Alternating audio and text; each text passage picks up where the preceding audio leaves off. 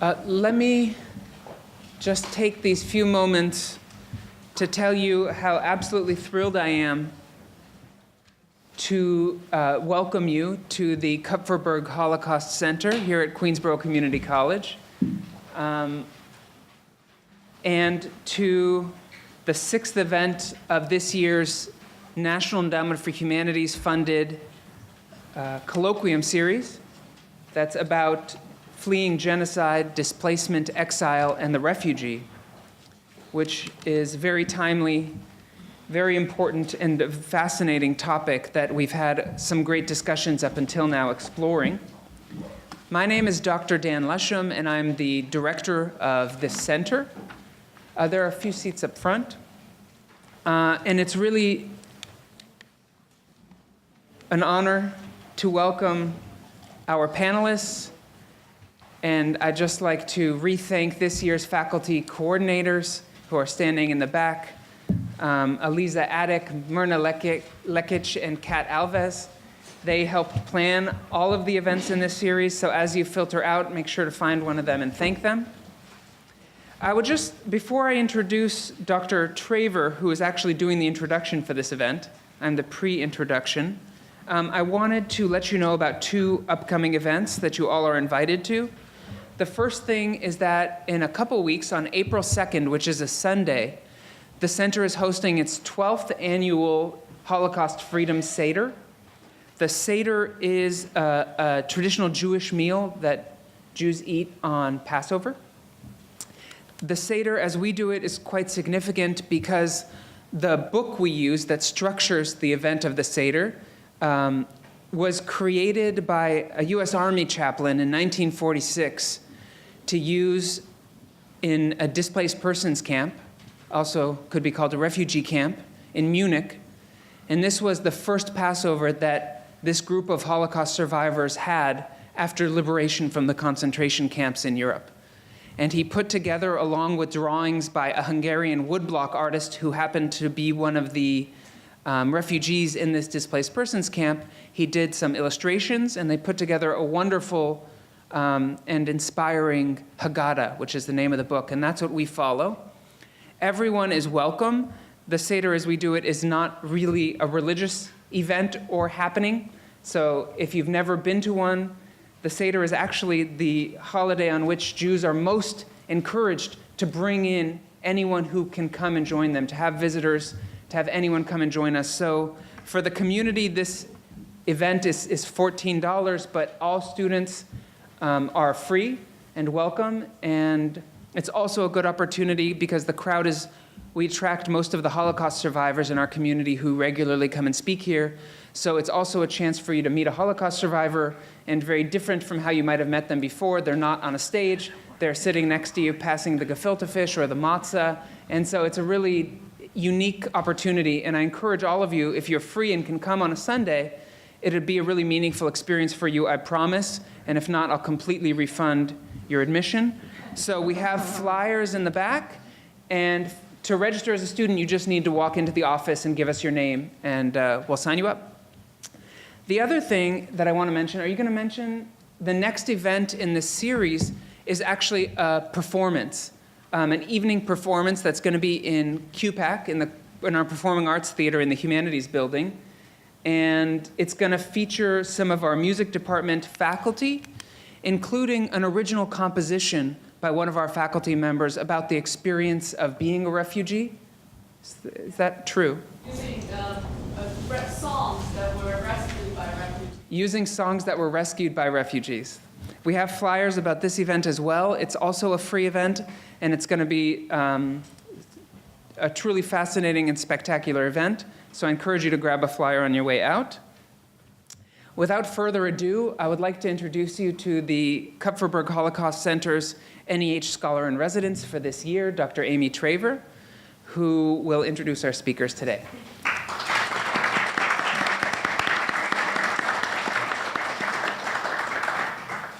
This is such a great crowd for a Friday.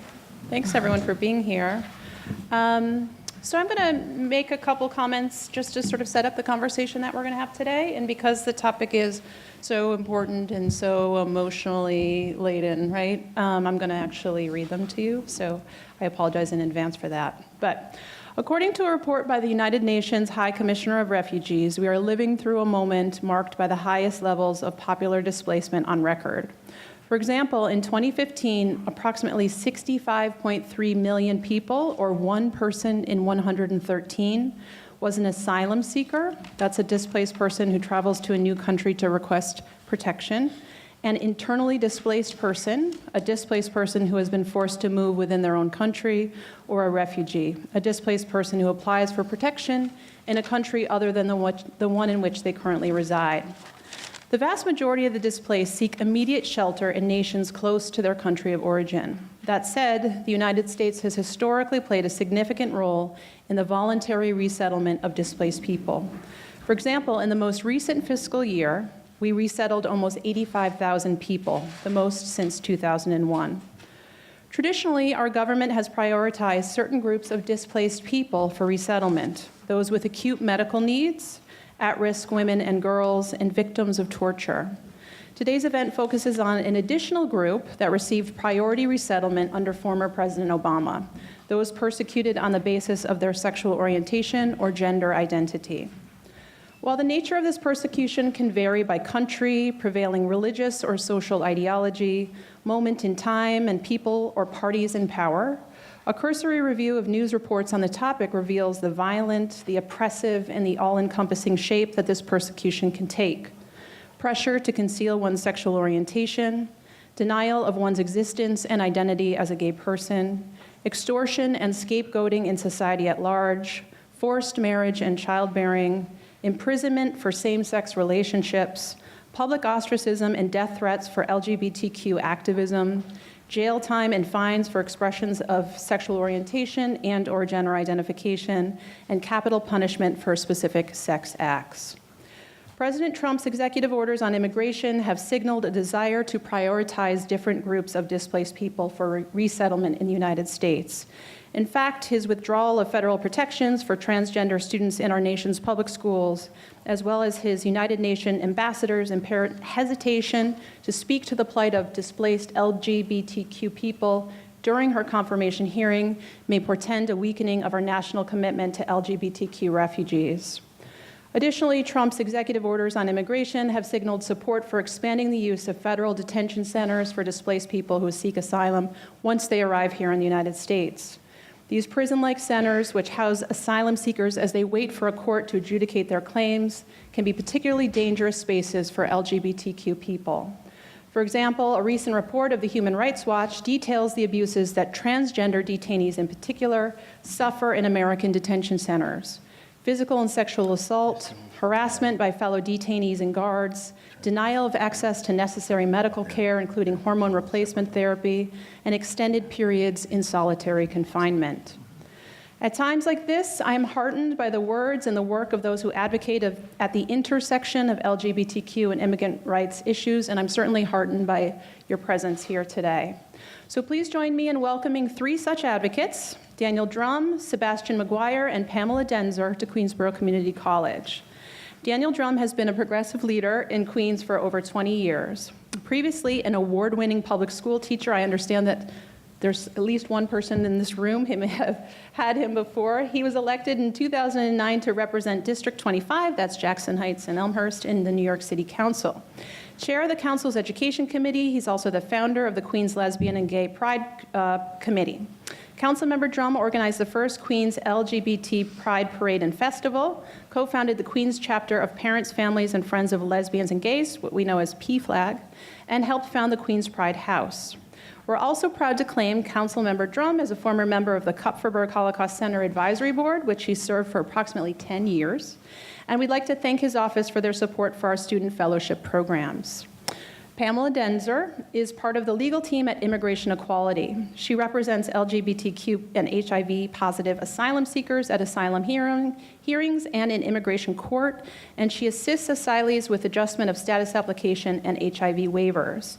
Pamela Denzer also helps binational couples and transgender clients navigate U.S. immigration laws that discriminate against LGBTQ and HIV-positive immigrants and their families. And finally, Sebastian McGuire is a legislative director and counsel to Councilmember Drum and an immigration attorney. He is the founder and director of Seeking Asylum and Finding Empowerment, and with Councilmember Drum, he helped create ID NYC, which many of you might have in your wallets. So please join me in welcoming our three esteemed guests today here at the center, and thank you again for being here.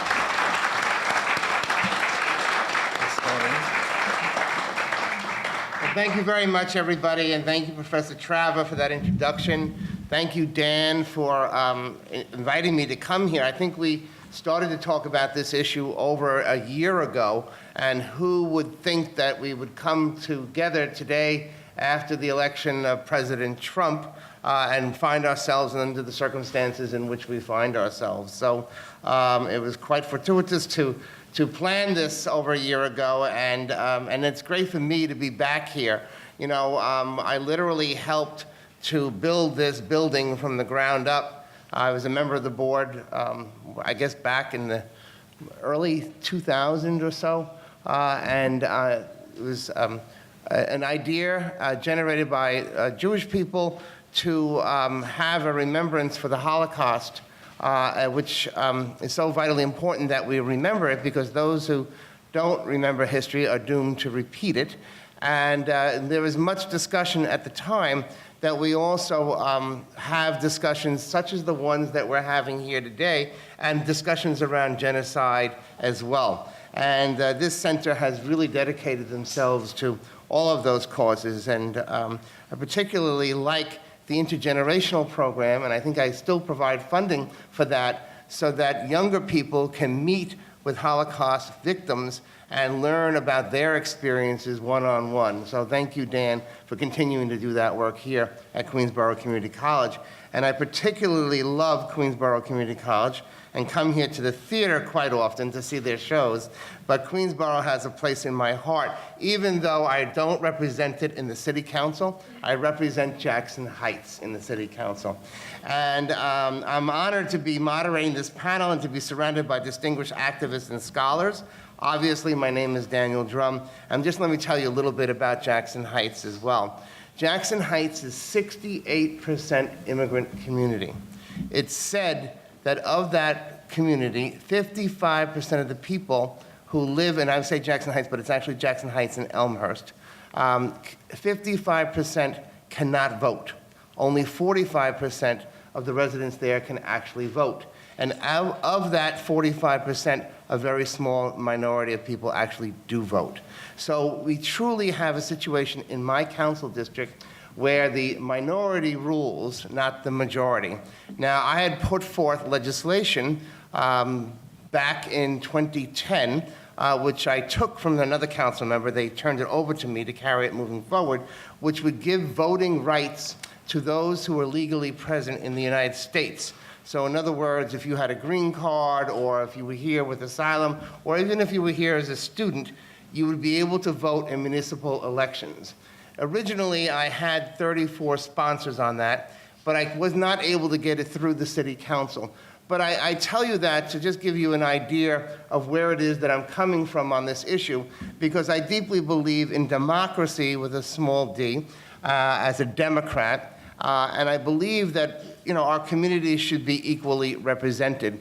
And the rights of our immigrant communities is something that has really long been an interest of mine, particularly because as an LGBT person, I have faced similar forms of discrimination. And then, of course, you have all of the overlapping discrimination that occurs.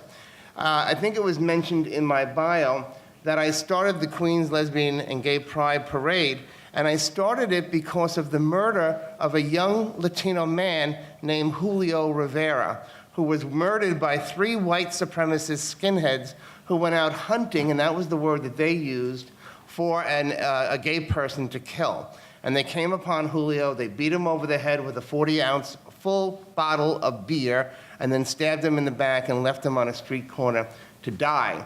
And I became active and involved in the movement in Queens, separate from the work I had done in Manhattan, but also with the idea to say that we in Queens need to stand up and say who we are. Secondly, I came out as an openly gay teacher, and my friend Sherry Silverman was there when I came out, and that was in response to a curriculum that was designed to teach tolerance of all of New York's diverse communities called the Children of the Rainbow curriculum. It was defeated, and the chancellor of the New York City Department of Education was literally run out of town because of his support for that curriculum. However, I persevered, I stayed teaching, and eventually got more and more involved in politics, and now I'm the chair of the Education Committee in the City Council, and I have oversight over the Department of Education rather than them having oversight over me. So I urge you that no matter what your struggle is, stick around long enough and keep fighting, and eventually you'll get to a place similar to where I'm at. I think that discussions such as the one that we're going to have today are especially vital in the Trump era. The day after President Trump was elected, I remember walking out of my apartment on 78th Street in Jackson Heights and seeing the shock on the faces of the people that I represent in the community. And I think it was shock, one, like, how did this happen? But also because I think that it began to sink into people, what does this really mean for our community? And because there are so many immigrants in Jackson Heights and Elmhurst, I think people were really becoming fearful of what it would mean in their lives. And so my office has become a bit of a sanctuary in the sense that with the help of Sebastian McGuire, who's here, he's my counsel, my immigration attorney, those who need assistance can come to my office. And quite often, those who do come in are LGBT folks. Because basically, I guess, because of my reputation in the community, they feel like they can come there. And I don't know if I've ever told Sherry this story, but when I was first elected, I'd say maybe around 2010 or 2011, I had a former student come in, and he was 17 years old, and he had made an appointment to see me. And oftentimes, I do have students that come back to see me. And he wanted to meet with me alone. And, you know, my training as a teacher is like never go in a room alone with anybody, so you don't get charged with anything. But I said, all right, you know what, I don't know what it is that he wants, and I was kind of friendly with his mother. And when he came into the office, he sat down, and then he came out to me. He came out and he said that he was gay, number one, but number two, which was even harder for him, was that he was undocumented. And he wanted to fix his status, but wasn't sure how to go about it because he was facing many issues. One, he had been rejected by his family because he was gay. And then the second one was, what type of an impact would trying to fix his immigration status have on his family? And in fact, his mother said to him, don't do this, because if they find out what it is that you're doing, we're going to all be in trouble. Now, his theory was, because, you know, when you apply for asylum, you have a year window from the time you arrive until you apply for asylum that you must apply or you will not be granted asylum. But he had already been here since he was like about 4 years old. So we were saying, like, well, how are you going to go about getting asylum? And he successfully made the case with his attorney to say that he only came out to himself and only realized that he was gay when he was 16 years old, and he had just turned 17. So that was still within the year's framework. And eventually, with assistance from our office and with help from his attorney, he was able to get legal status here. And one of the other things I should mention is that he had nowhere to live that day when he came to me as well. We didn't know where he was actually going to sleep that night. But because CUNY does not discriminate on the basis of your legal status, he was able to get a dormitory room at Queens College, and he was able to stay there until his situation became more stable. So that was something that was really good that happened through the work in my office. On a regular basis, I see transgender folks who are victimized by the system in many different ways. One is that they come from their own countries where transgender people in particular are very susceptible to violence in their own countries. And then they think that they'll come to here because they've heard so much good about the United States and figure, well, they'll be able to live more freely, only to find out that they are also subject to violence here. And oftentimes they'll hear about communities like Jackson Heights, because Jackson Heights does have a large LGBT population, and they think that this is going to be a bit of a refuge for them. And I don't know if you're aware, but just about a week or so ago, 2 transgender women were attacked across the street from McDonald's on 82nd Street in Jackson Heights, simply because they didn't look right, and this guy started to beat them up. And that story has been repeated throughout my tenure for the almost 8 years now that I've been in elective office. I've had those cases every 2 or 3 months. It's really a horrible situation, and it's unfortunate that for our immigrant communities, when they think that they're going to come to this country to be able to be free, they find that type of opposition. And then I think in Professor Travers' introduction, she mentioned about detention centers. And this is something that both Sebastian and I have been looking at closely. Sebastian is an immigration attorney, as has been mentioned. But even for Sebastian to get into some of these detention centers to meet with his clients has been very difficult, partially because so many of these immigration detention centers in particular, I think at one time it was about 50%. I don't know if that changed during Obama administration, but they're not subject to as much oversight as prisons or detention centers run by the government are, because we are allowed to go in. For example, I'm allowed to go visit Rikers Island at any time of day or night because I'm an elected official, but that's not necessarily true for some of these privately run detention centers. But oftentimes what happens to our transgender community in particular, when they go into a detention center, is that they are segregated out, and they are held basically in what would be called solitary confinement until they can come up for a hearing. And so that is another way that the rules and regulations of this country have a very negative impact on our LGBT, but particularly our transgender community. So before introducing our panelists, again, I want to thank Queensborough Community College, the Kufkerberg Holocaust Center, and also Professors Aliza Atik, Kathleen Alvis, and Mirna Lekic. And finally, I want to recognize the National Endowment for the Humanities for making this colloquium possible. And I really hope that we can hear some questions from members of the audience today about issues in regard to immigration. I used to be the chair of the Immigration Committee, so I have a pretty good knowledge of it, but I'll now turn it over to Sebastian McGuire.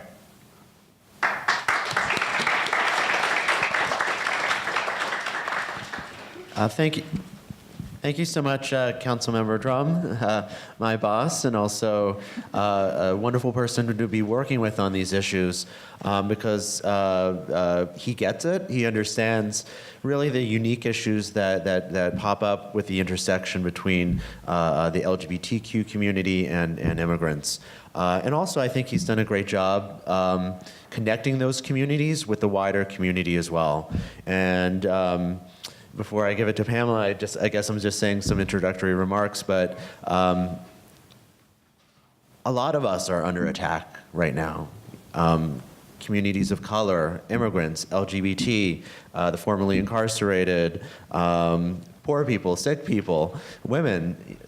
And as bad as it is, I think this also provides a moment for us to work together in solidarity. So I really thank you for holding this panel. Having it here also is very meaningful. And when I speak a little bit more, I want to speak a little bit more about the sort of connection that I saw. I just walked through some of the exhibit, and a lot of the feelings that came up in me were a lot of the feelings I get when I work with LGBTQ immigrants. The traumatization, the violence, the shame, even when they come here, and the difficulties they have to put up with, reminds me of what happened. I'm not sure if everyone's seen the exhibit, but there's a uniform from somebody who survived the concentration camps, kept that uniform. We were just told the story before we came here, and put it in the back of his closet, and nobody really even knew about it. And for years and years, this individual and his family just sort of kept this story to them. And I see a lot of parallels with LGBTQ immigrants who come here and unfortunately have to face the rhetoric of Trump now, or violence, unfortunately, within their communities here. And they're really re-traumatized. You know, they come here for a better life, and they're re-traumatized. So in addition to that, sometimes they have trouble connecting with the help they need. And so that's why I think we're very fortunate to have Pamela and her organization working on these issues. But hope to talk a little bit more about that. But right now, I'll pass it over to Pamela. Thank you, Sebastian, and thank you, Councilmember Drum, for all you do. You are definitely a friend and a huge advocate of our community. So just to tell you a little bit about immigration equality, we are the only national organization that's devoted exclusively to LGBTQ immigrant rights. We do a lot of work around detention issues, as the council member was talking about. We provide direct legal services to our clients through our award-winning pro bono program. Currently, we have cases in 39 states throughout the continent. No, actually not the continental. We have a case in Hawaii. Throughout the United States, our docket at present time is just shy of 800 cases total. Since we're headquartered in New York City, the majority of our cases are here, but certainly they're not all here. Coming to this country when you're LGBTQ is often seen as an escape from the violence that you have faced, an escape from the rejection that you've faced from your family, society. And when LGBTQ immigrants come to this country, they're often so traumatized that they really, as Sebastian was pointing out, cannot access the services that they need, cannot access the help. They're full of shame, they're full of fear. For some, they don't speak English. For others, they have a very difficult time adjusting to American culture. It can be very, very difficult. An organization like ours providing the free legal services is wonderful, but we're only part of the puzzle that really is helping LGBTQ immigrants. Because when I'm in court representing my clients, that's all well and good, but if my client isn't able to testify as to what his or her experience was as an LGBTQ person in their country, explain to an asylum officer why they're afraid to go back, it's not going to do any good for them, any of the legal advocacy that I bring on, unless they're able to do that. So we partner oftentimes with other community-based organizations, with hospitals, with clinics, so that we can really help individuals. Similarly, Sebastian and I were having a discussion the other night. We were on a panel, and if you're facing the loss of your home, if you're not getting enough to eat, you're really not worrying about things like going to meet with your lawyer to prepare for your case. It's all one sort of puzzle that different organizations work to try and fix what ostensibly is happening in a person's life. So that's how it used to be. What it's like today is very different from what it was last year for us. This president has made it certainly a campaign promise that he is going to fulfill as far as he's concerned. The level of insecurity, the level of anxiety that we're seeing, the level of fear is unprecedented. In my career, I have certainly never seen what I have seen today. Just this morning, as I was coming over on the train here, I learned about the first person to be arrested by Immigration and Customs Enforcement inside of Brooklyn Family Court. ICE has a habit of being outside of criminal court, outside of the courts, but this arrest actually took place within the courthouse. That hadn't happened before. The individual was arrested, actually is a lawful permanent resident, meaning that he does have a green card, he does have the right to physically reside in the United States, and he was there to take care of child support arrears. That is deeply troubling to us. It's also yet another indicator of what this current administration wants to do, which is to target all immigrants. It is a time right now we're getting involved, whether it's attending a rally, whether it's volunteering at an organization, working with immigrants or some of the other members of different communities. It's really a time to stand up, because that is the only way that we're going to be able to push back on the administration, which has made it known. I mean, he made these campaign promises and he intends on keeping them.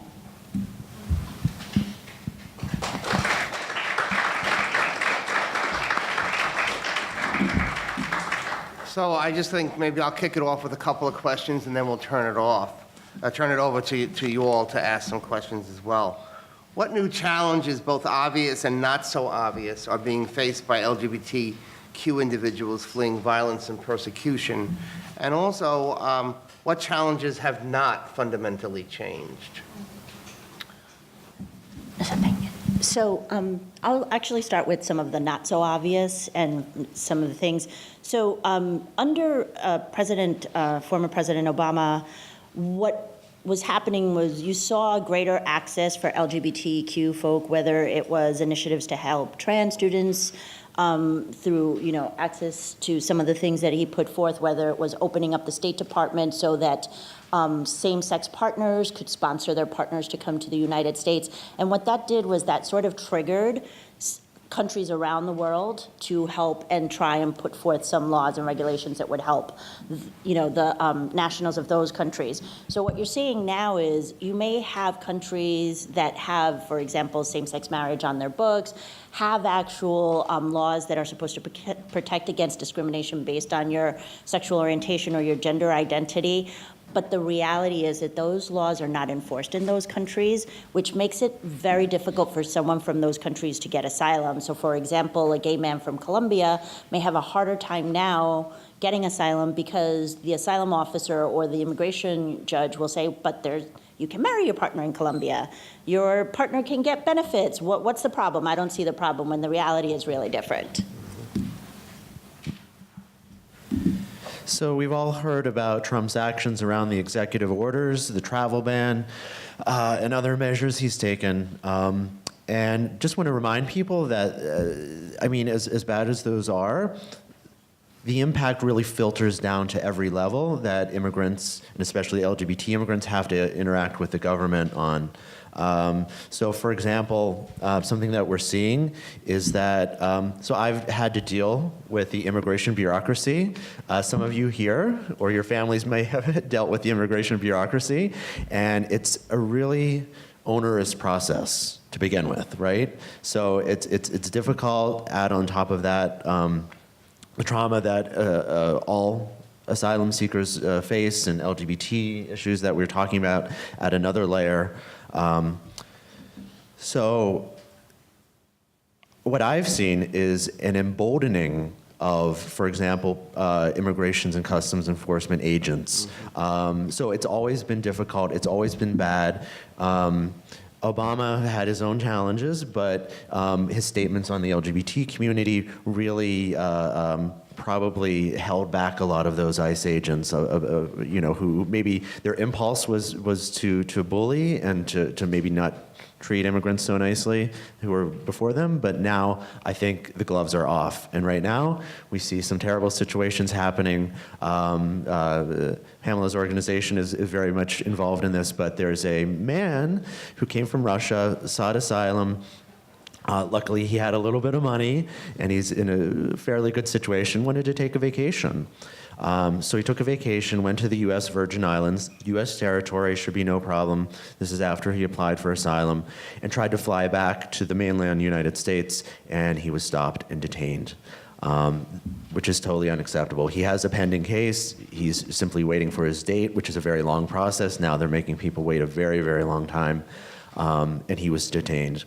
So what I think is it's these agents who feel emboldened, but it's also a message that I think this administration is trying to send, to really send fear through all immigrants, even so-called legitimate immigrants, immigrants who do have legal cases or very strong legal cases and reasons to be here. So that's sort of where I see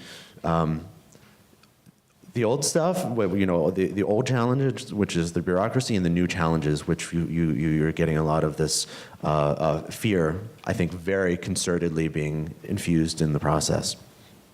Yes, so that's very concerning to me, because here's somebody, as Sebastian was saying, who is seeking asylum, yet upon his return was held in detention. And I think that we're going to see, unfortunately, more of that happening. I had the opportunity to go to 26 Federal Plaza about a week or so ago to witness a check-in of one of the advocates who's been involved in the community. And it was a horrible scene, and we got there, and it's a little room, and there's all these families, mothers with the children, grandmothers with children, sitting and waiting to have an appointment with one of the immigration officers. And there's a locked door, and they all sit and they wait, and then somebody comes out and calls them in, and they never know if when they go through that door, will they be coming out that door again. And most of the folks in the room were there without any type of legal representation.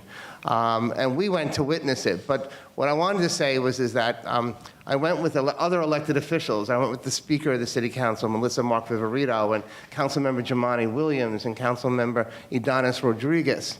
And as we were standing in the hallway talking with the person who was going to have to go through that doorway, immigration employees, ICE employees, I guess, or Department of Homeland Security employees, started screaming at us like we were garbage and telling us to get out of the building, and what right did we have to be there in the building.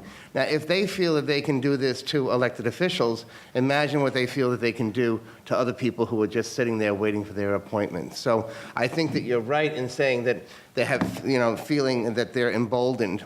I also just want to say that, I'm the chairperson of the Education Committee in the City Council, and we've been pushing the Chancellor to come out with a statement about how schools would react should ICE agents come to their school. And fortunately, the Chancellor and the Mayor have said that ICE agents will not be allowed to enter the school buildings.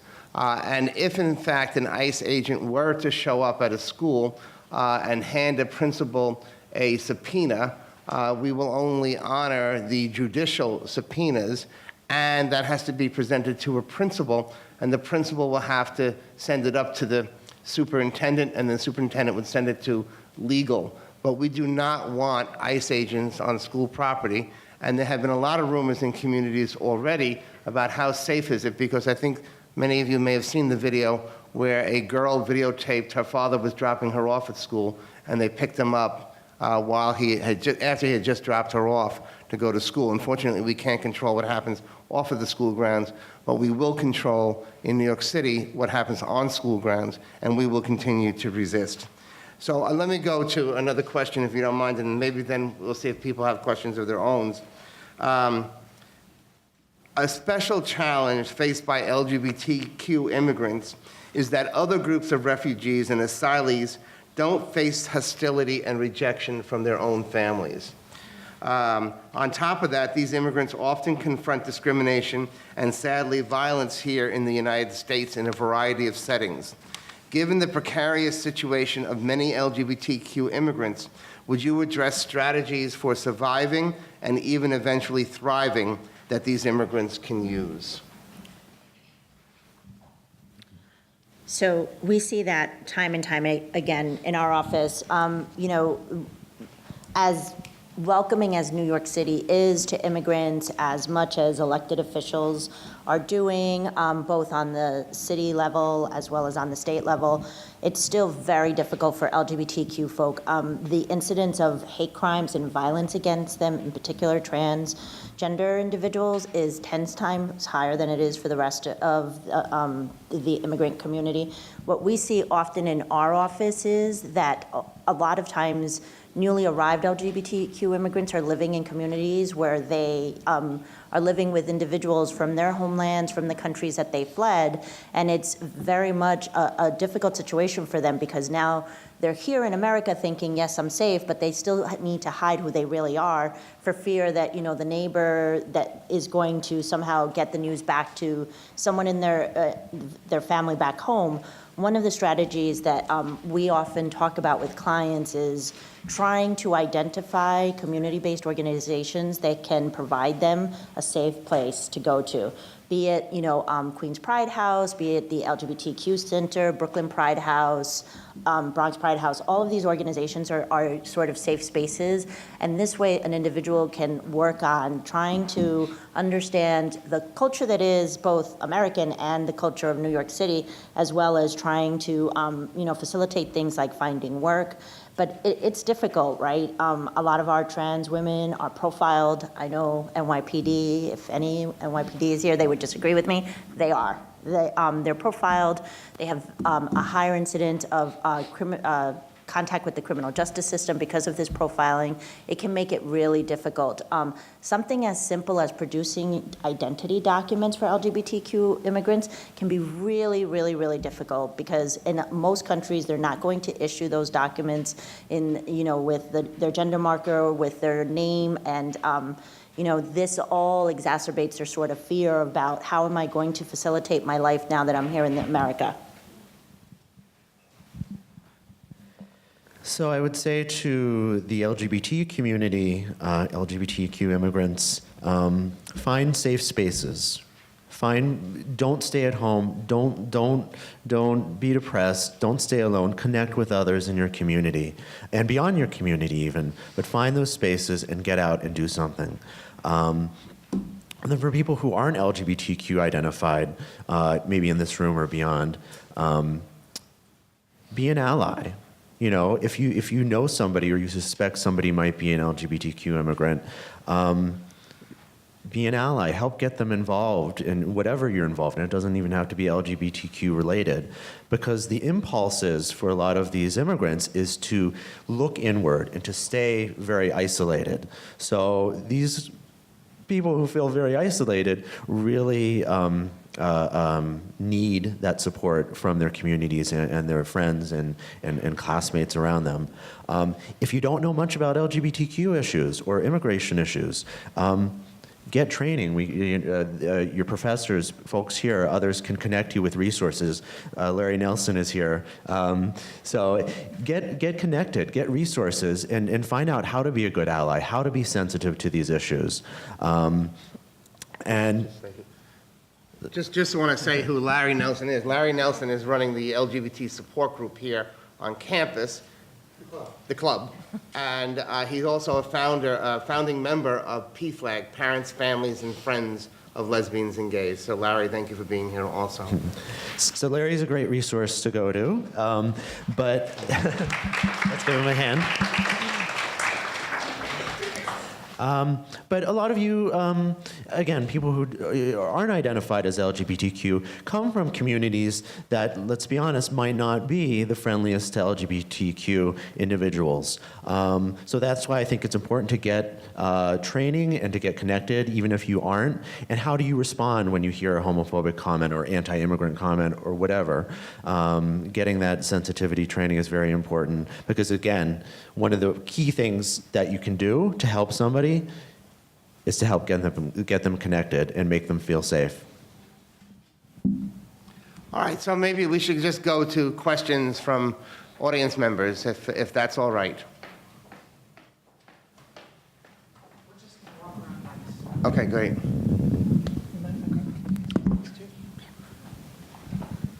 Questions? Okay, good.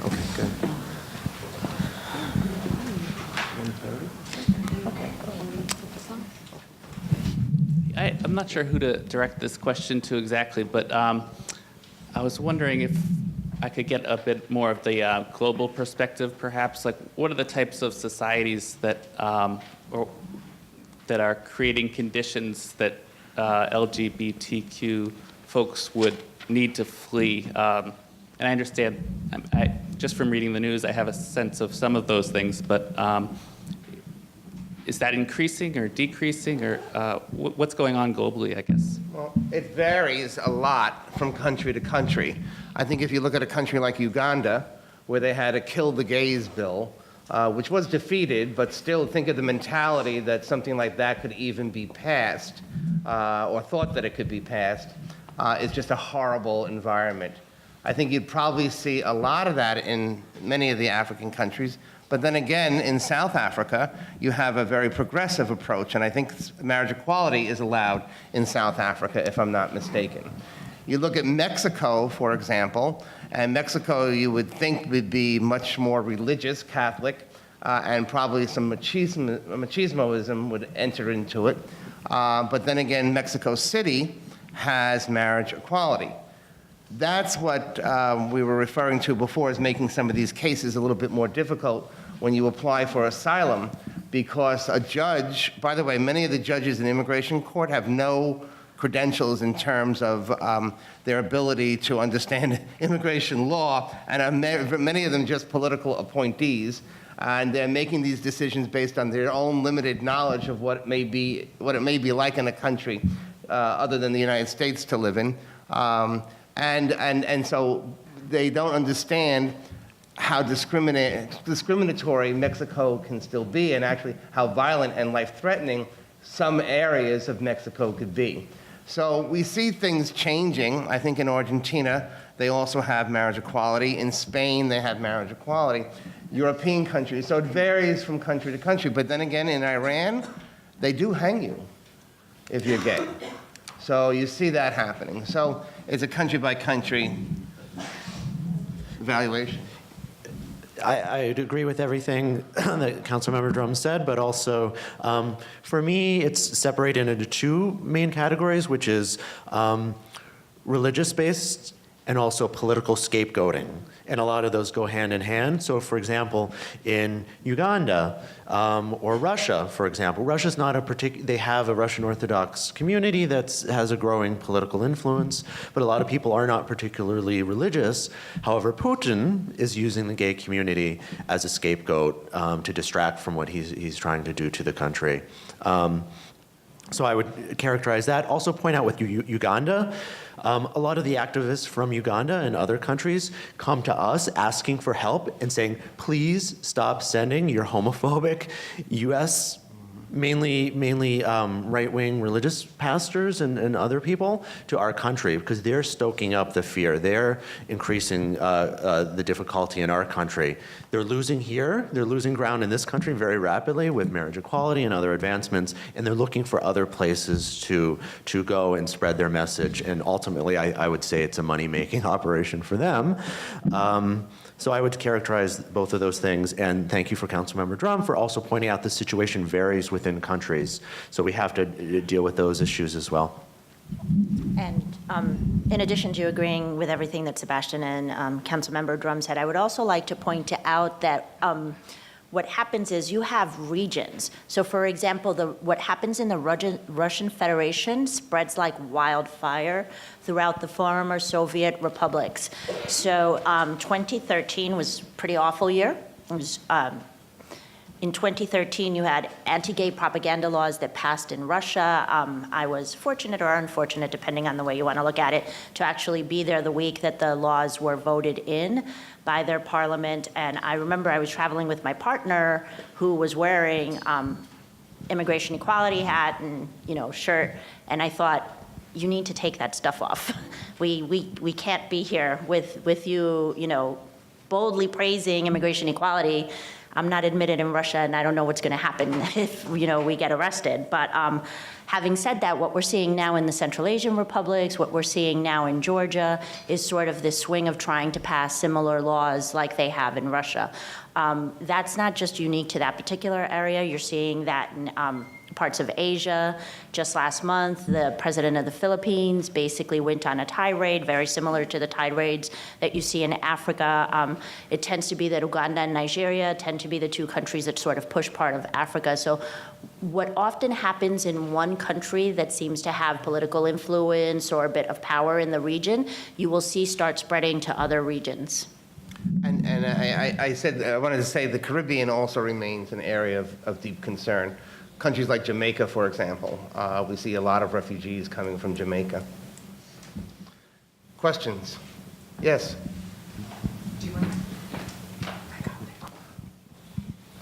you think one of the main problems is that people look at, they don't look at LGBT people as human beings, and they don't, they're still stuck on one-sided perspective, they don't look deeper, they don't look at them as equal. How do we try to amplify or emphasize that they're human beings?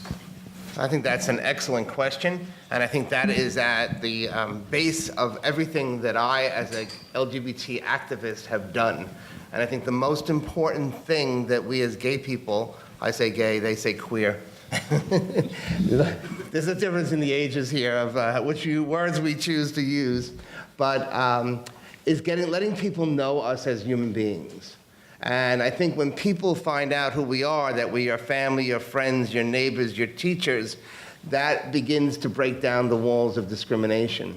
Now, in some places that's easier to do than others. One of the things that oftentimes stops people from coming out is fear of losing their family, which is why an organization like PFLAG, Parents, Families, and Friends of Lesbians and Gays, was so important to me, because the reason I didn't want to come out to my family was because I was afraid that my family would reject me. And my brothers did, my mother never did. But as we come out more and more and more, and even when I started the Queen's Pride Parade, the idea was to show people that we don't only live in Greenwich Village, this was in 1992, 93, but we're actually your family, friends, and neighbors right here in the borough of Queens. And so by thousands and thousands of people now coming out, that movement continues to grow. And really the future of LGBT rights depends on people continuing to come out. So I think your question is one of the most important ones. That's how we combat that negativism.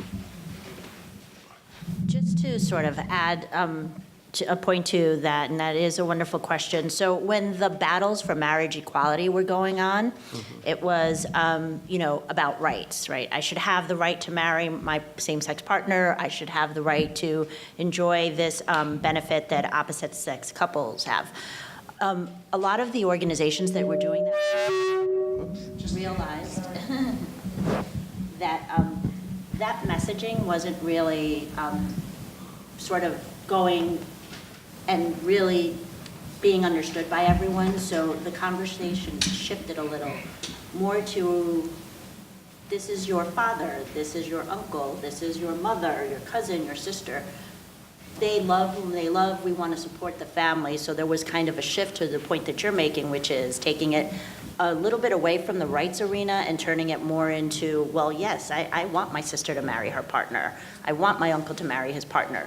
So once it was put into that light, you saw a lot more support for it. Now, of course, I would say it should have always been there.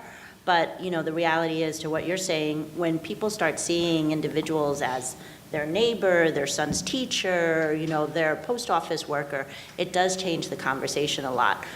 It's also, a lot of this, right, is so deeply seated hatred that it's also really difficult for people to sort of go from having these beliefs. When I work with my clients, they're coming oftentimes from cultures or regions where it's from the moment you walk into school, right? So from the moment you walk into first grade or kindergarten, you're taught being LGBTQ is wrong. It's when you go to your religious house of worship, it's wrong. It's when you go to your grandparents' home for Sunday dinner, it's wrong. So it's really difficult for people to sort of get over that. And then, what I find a lot of times that my clients will tell us, they'll say things like, I never thought I would be standing in a room with a lawyer telling them I'm gay, and the lawyer not, pushing back in disgust by me.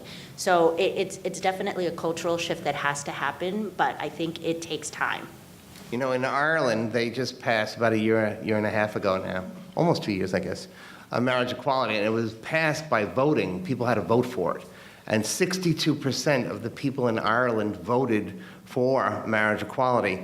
But the reason that program was so successful was because they had a commercial on television, or a series of commercials, of bring your parents to the voting place to vote.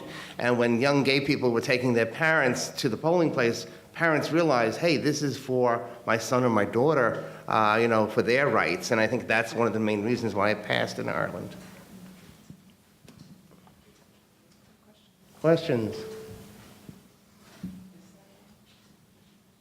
Yes. Hi, so I wanted to ask you, I think that it's not lie that it's really hard to be a LGBTQ person in this country, but how hard is for a gay person to actually do daily based stuff like getting a job or adopting a child or these things that should be their rights because they're human beings, as you were saying, but don't really come to reality because of their sexuality. And how do you think this is going to change with the new Trump administration? So I can give you an example.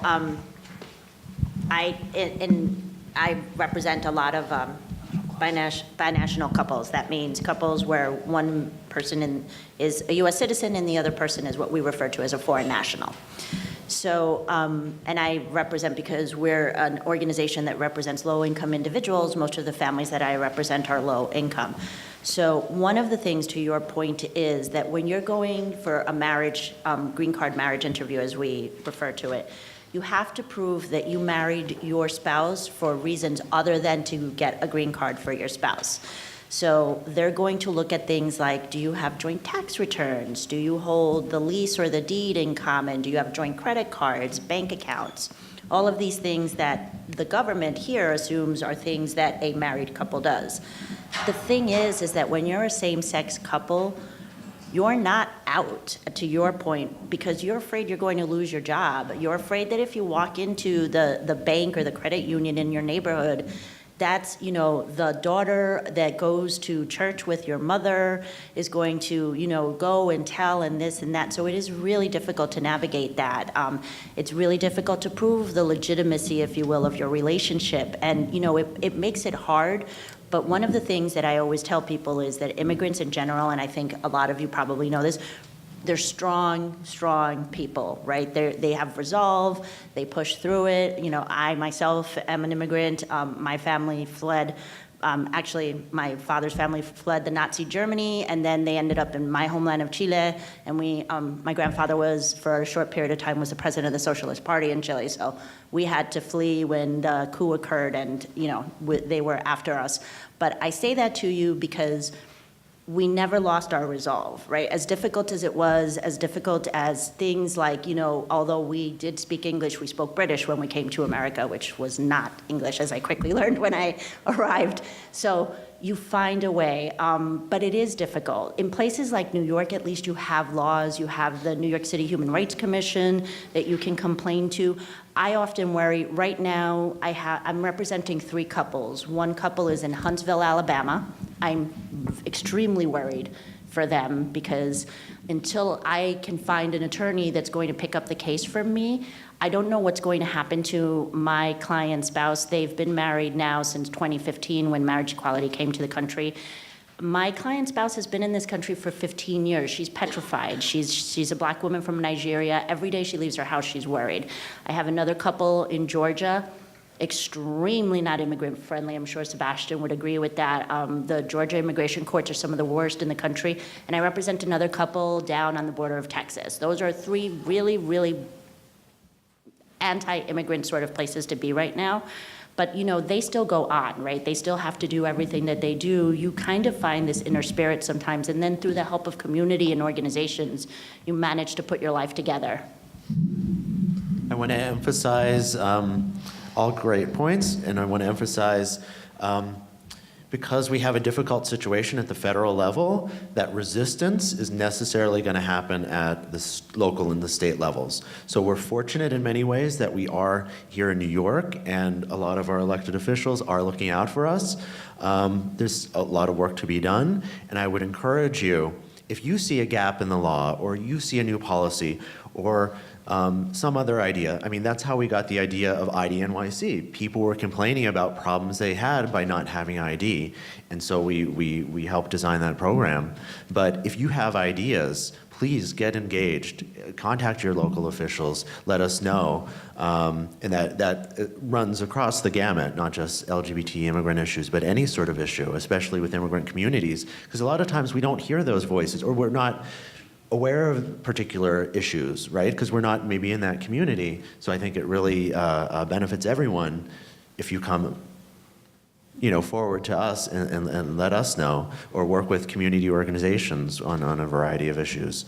Because a lot of the times, in just immigration equality, but also other individuals and entities, know your rights. A lot of people don't know their rights. A lot of people don't know their rights in a variety of situations, and especially LGBTQ immigrants. But a lot of people don't know their rights. So there are know your rights presentations.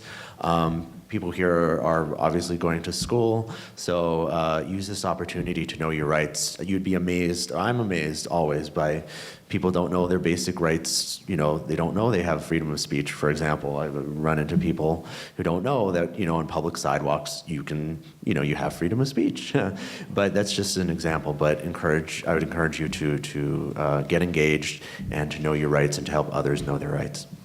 And I would say also on a very personal level, because I think the question that you were asking was like, is it more difficult to be gay and then to be out?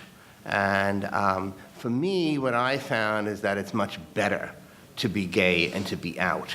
And every time I peeled the onion more and let more and more people know who I was, I became stronger each and every time. Now, for each individual, I think you have to make up your own decision. I think that, you know, there are many things that enter into it. I think that there are many forms of discrimination. So if you are a person of color, the first thing people are going to look at you and say, person of color, right? Then they're going to look at you woman, you know? Then they're going to look at you as maybe gay, or maybe they're going to look at you as immigrant, or, you know, so you have all these intersections of things that enter into the decision-making process of when you feel it's important to be able to come out. But I think what you have to do first is to establish a support group, a group of people who are supportive around you, so that when you make those decisions to continuously peel that onion away and shed those layers of doubt and fear, whether it be like, you know, there's a whole group of young people, dreamers, who are now in many ways coming out, so to speak, just like gay people came out about their immigration status, and they're risking their lives to a certain extent by exposing themselves, but they themselves feel empowered because of their coming out of their immigration status. And so in the same way, for me as an American-born, gay, white guy, that was for me empowering, you know, to do that. And I did it very early on. I did it in 1973, you know, when I first came out to my mother when I was 17 years old. And fortunately, my mother was good about it. But everybody has to make that decision on their own, based on their own personal experiences. But ultimately, it was the best thing I ever did. And even job-wise, let me add that as well, because I came out as an openly gay teacher in a very public way. I was supporting this rainbow curriculum, and I went to the Lesbian and Gay Community Services Center. And I said, as a gay teacher, I'm supporting this curriculum. Well, I wound up on the front pages of Newsday, which used to be a Queens paper in those days. But I hadn't told my mother I was going to be on the pages of Newsday, and it just so happened she went to look for an apartment that day, and she went to get the newspaper, and there I was on the cover of Newsday. And she was quite shocked to see. She knew I was gay because I had told her when I was 17, but that was another layer of coming out. And the only thing she said to me was like, oh my God, now we're going to have to tell all the relatives. And I'm like, all the relatives already know, Ma, you know? And I was like, you know, so I think that decision is very personal, you know? But really good question, yeah. It is harder sometimes. Other questions? Come on, don't be shy. Immigration questions. I have Over a here? quick question. Oh, sorry. If there's a student question, I'll wait. I was just wondering, you guys say like get involved and try to communicate with the community itself. What are some organizations or ways that like people who want to get involved could get involved? A great one in Jackson Heights is Make the Road New York.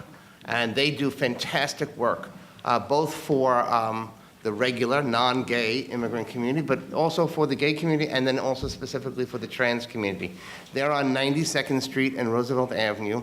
But what I like about Make the Road New York is that they integrate the LGBT issues into everything that they do. So when you have moms out fighting for their immigrant kids' rights in schools, they're also fighting for the LGBT rights. It's the same moms that are doing that. And so that intersection is something that really interests me. And as an educator, one of the best accomplishments that I've done is to get a LGBT liaison in the Department of Education to integrate that into the school system. So there are many ways, organizations, that's one. There's the Queens Lesbian and Gay Pride Committee. There are other immigrant groups that you can get involved in as well. Do you want to maybe mention a few that might want volunteers? I just want to point out there are a lot, and we can get you a list, and we'd be happy to share that. But just want to point out, there are religious communities as well that do a really good job. And I think when you're looking to get involved, regardless of what issue you want to focus on, you want to find an organization or a community that integrates the other issues as well, that understands the intersection of these issues. So like the Holocaust Center here does a wonderful job with that. Make the Road, as Councilmember Drum said, they really integrate these issues all together and they get the connections. They see the shared struggles that we have. So that's sort of a key to finding a good organization, and there are many, many, many, and we could get you a list. There's an organization called Asians for Equality, for example, or Q-Wave, which is a group for Asian LGBT folks as well. So there are a whole bunch of them. A good place to go to look for some of them is at the Lesbian and Gay Community Services Center. They usually have a list of all the different groups, and as does the controller of the city of New York. He publishes a booklet on LGBT organizations that you can get involved with. And I would also make a pitch for the New York Immigration Coalition if you're interested in attending rallies. Their calendar of events has all their rallies. They were certainly instrumental in Muslim Ban 1.0, as we call it, and really mobilizing thousands of people to show up at the airports. And do not discount the power of numbers. I mean, the Muslim Ban 1.0, the actions that were taken across the country, were really what helped. I can tell you that judge in Brooklyn, when he saw those hundreds of people outside the courthouse circling and chanting, he knew what he had to do. And also, don't discount the power of youth. You are extremely powerful advocates on whether it's LGBT issues or immigration issues or other issues. When people see you, they listen. So don't discount that. That's wonderful to have young people involved, and it really, really does help the movement. Or show up at a rally. After Orlando happened, where 49 LGBT people were killed in a nightclub, I called for a rally within a few hours, and we had it on Diversity Plaza in Jackson Heights. And the thing that I was probably most proud of was the fact that I had over 24 Muslim leaders who showed up to speak about LGBT people. And networking and coalescing with other groups is really important. So showing up at a rally, demonstrating, and then you can meet other people, similar thinking people, who are doing the same thing. And if you want to send us that list, we can post it. We have a library guide, so the students can access the list of resources. Great. I have a question about the kind of lived experience of a gay refugee who had come to this country.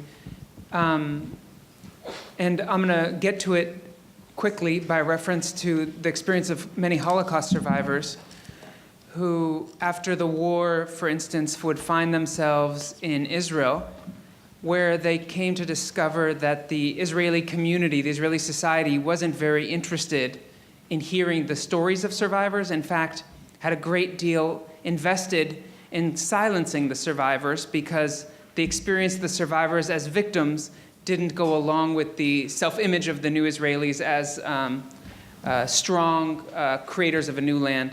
And I'm just wondering, in the case, for instance, just to pick a country like refugees from Somalia, when you came here with a community and you still live in a community, but that community you came with might still share the same views as the home country that you fled about LGBTQ issues, right? So I'm thinking for the survivors, I know how difficult that kind of second rejection was, or that inability to share their story, and how that kind of felt like a silencing and a different kind of a violence. I'm wondering what that experience is like for refugees who come but stay in communities that still share those, if you have experience with people who've had that happen, or is that not as common as I would think? No, I think that's happening, and Sebastian's working with a group of Russian refugees right now who are planning the first Pride event in Brighton Beach.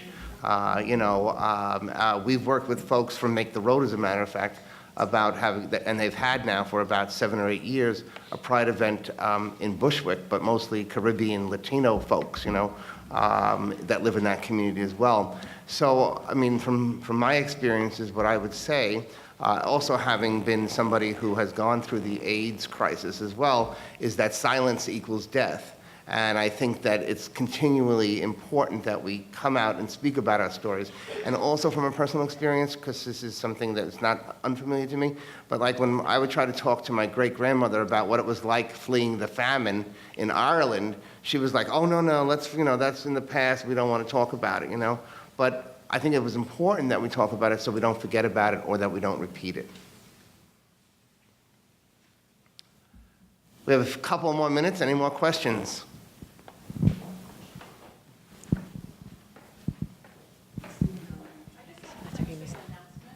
I just have a quick announcement.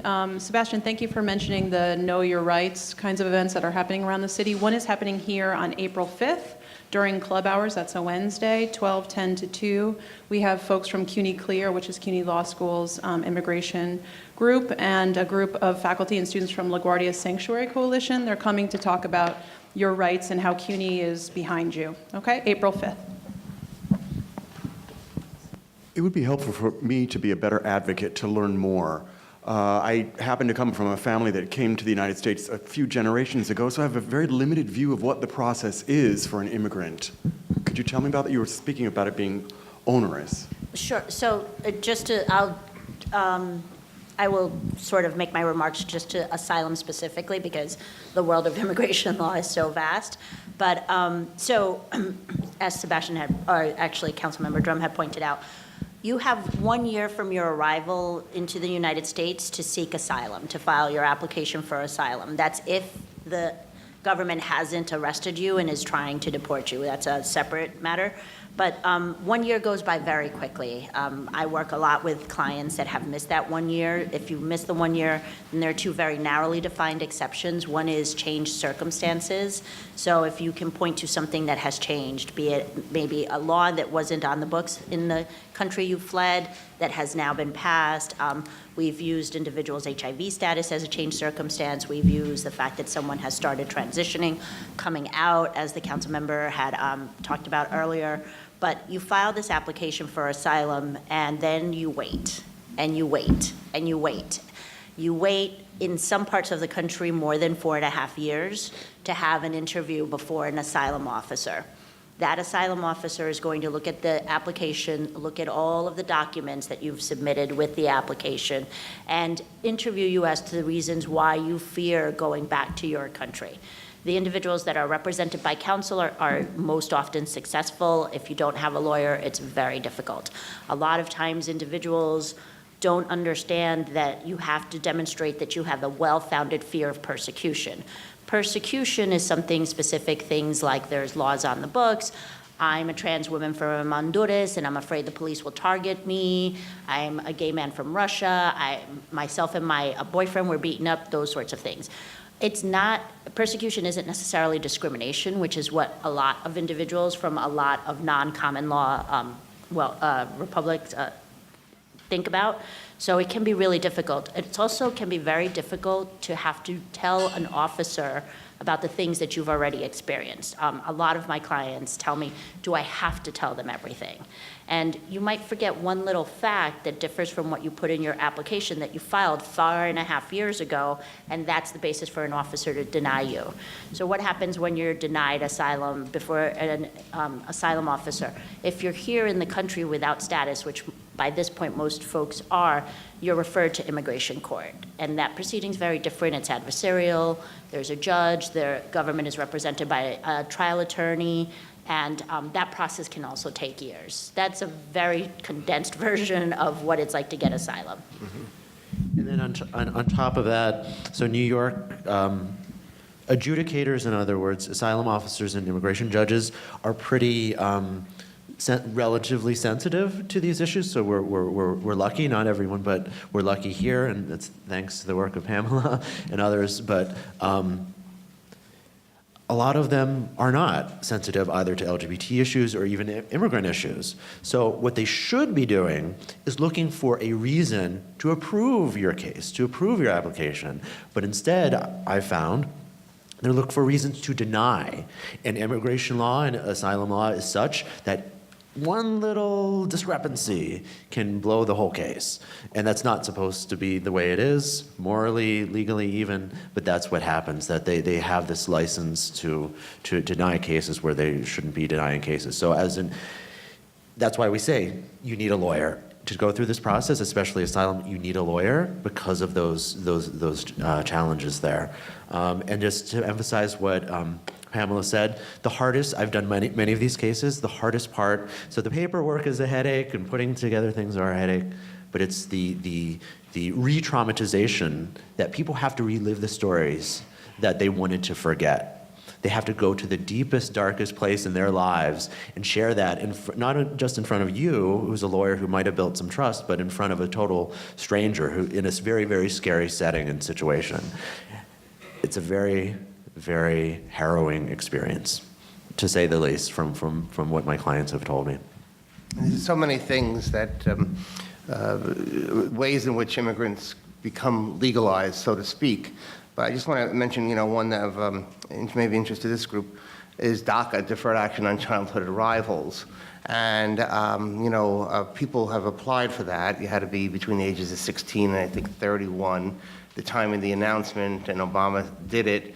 And then some signed up for DACA. And now with Trump, he's saying he's not going to act against those with DACA. But it's still a very unclear and an uncertain situation for so many of these young people. I have a DACA employee in my office, and she went back to Mexico and then took the chance about trying to get back into the country so that she'd have legal entry, which is another way to, prove that you're coming into the country legally rather than illegally when she was a child, to add to her immigration case. But they risk an awful lot. And I think the waiting and the uncertainty is at times unbearable for people. And I just want to stress that, that also really, really, weighs down on people's minds. Can I actually ask a question? Sure. You mentioned, I think, Sebastian, before about safe spaces. So what are some things that we can do on campus to make campus a safe space for our immigrant and LGBT students and community members? I'm going to let the expert handle that one. I think, look, we have this group starting or going, especially for LGBT folks. I know that Larry is very sensitive to this issue. What were you going to say, Larry? It's called the Ally LGBTQ Club, and it meets on Wednesdays during club hours. And that's a place to go to get support, and also because Larry is connected to other groups, he would know how to get people assistance if they needed it, So he would, be able to refer you out to attorneys. And I remember another thing that I wanted to say, which was that, the city council is very much attuned to the issues of our immigrant communities. And so we have passed legislation and we provided funding to prevent deportation. So anybody who's in deportation proceedings can get free legal help from the council if so needed, because that's the first step in defense. So, if you're deported, then there's nothing that we can do. But on campuses, I think we need a safe space. Although I think that the CUNY leadership has been good on this issue as well, but to find these safe places. I remember at one CUNY campus, and this was a few years ago, for the Muslim community, they were looking for prayer spaces, and the administration was not very much in favor, of having separate prayer places. But that even sends a message in and of itself, and I think that we need to be able to work with communities on places like that and establish those places on our campuses.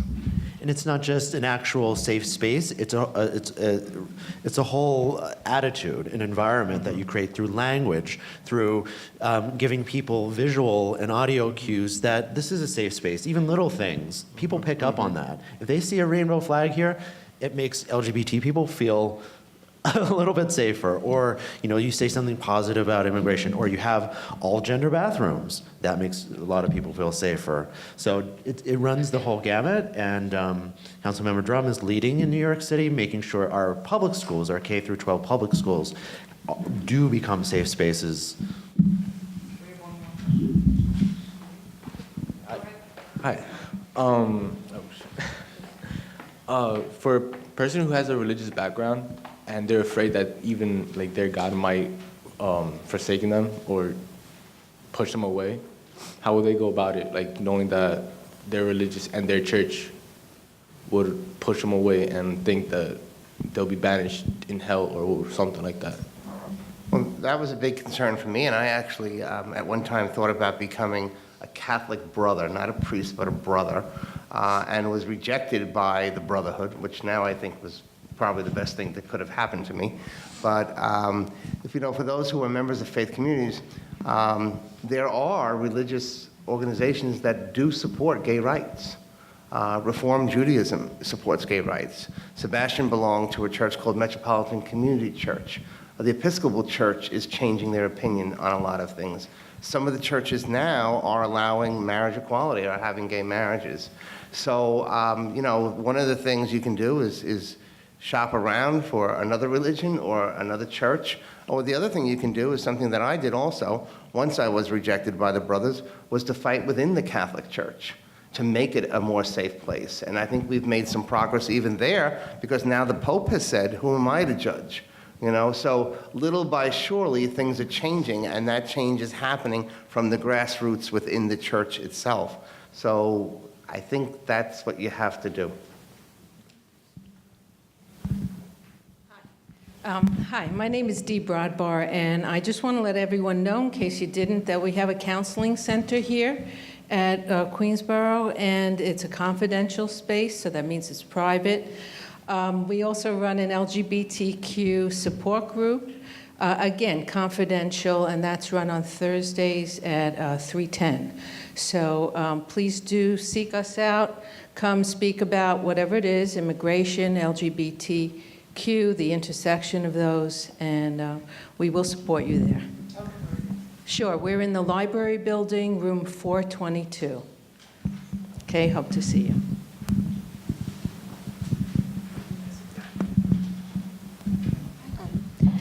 Being that you guys are so surrounded by these type of situations, I just wanted to ask, what was like your most touching situation that like really stuck to you?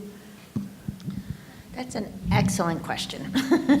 So, I don't, it's my most touching recent situation. So I had a client, a woman from Nigeria. She came out to her husband, who actually was an attorney in Nigeria years ago, and he sort of said, I'm kind of done with you, and didn't really care, but his family really persecuted her and their daughter in particular. And she had 2 other children, so she made the very difficult decision of fleeing Nigeria, but sending her 2 boys into hiding and taking her daughter here. They came to the United States. They were detained, because that's what our government does, is you come to this country saying, please help me, protect me, and what you get is a jumpsuit and thrown into a jail. We won her case, which was great, and then I worked on reuniting the family. And 4 weeks ago, I had the pleasure of getting a text message, which is a picture of her at JFK picking up her boys. They hadn't seen each other in just shy of 5 years. So that is, I mean, I have similar stories like that, but that's the most recent one that really sort of, I would say at least 2 or 3 times a year, I am reminded of, you know, why it's important for organizations like us, for individuals like Sebastian and like the council member to do what we do, right? Not because I see us as saviors, but because I see us as the beginning of someone starting a different path in their life.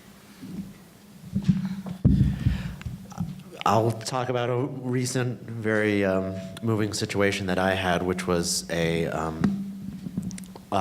woman came to, at the time, a woman came to me through my church, and just came from Trinidad, didn't know anything, really didn't know there was such thing as asylum, didn't know this country very well, luckily had the English language, but didn't really know much about what was going on.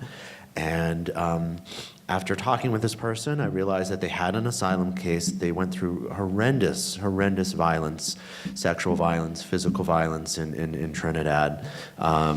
And I represented them. Luckily, at that time, the wait time for asylum wasn't there that long, and won the case. That person got that person connected with some other people, and the person came out eventually as transgender, and now is living his life as a transgender man, and very out and proud about that, which is wonderful. And came back to me and said, you know what, Sebastian, I didn't have much opportunity for education in Trinidad, but I'm going to study, and I want to be an immigration lawyer too. So I think that's the highest compliment anyone could pay me, so that's probably my most touching situation.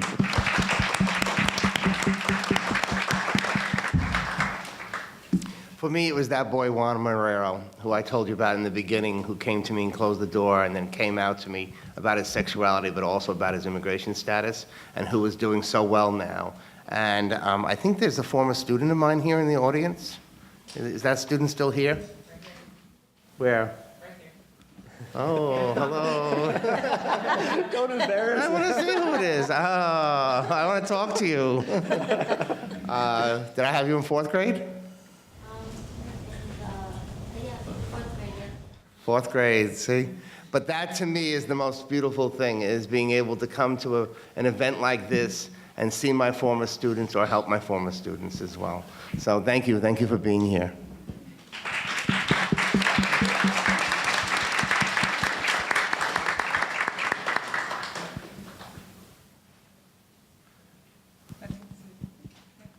Are there any last questions?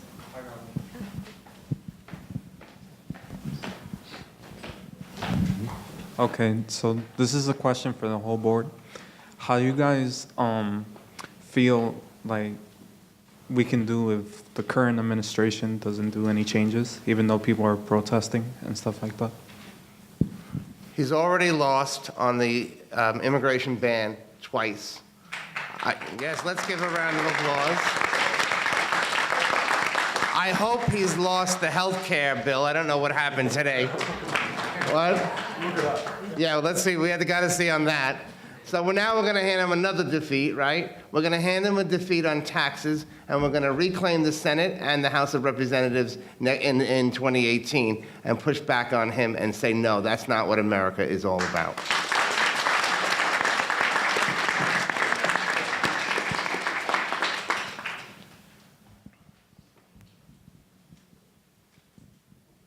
So thank you guys all for being here and really for participating in this panel. And I just want to maybe another round of applause for our panelists here. Thank you guys so much.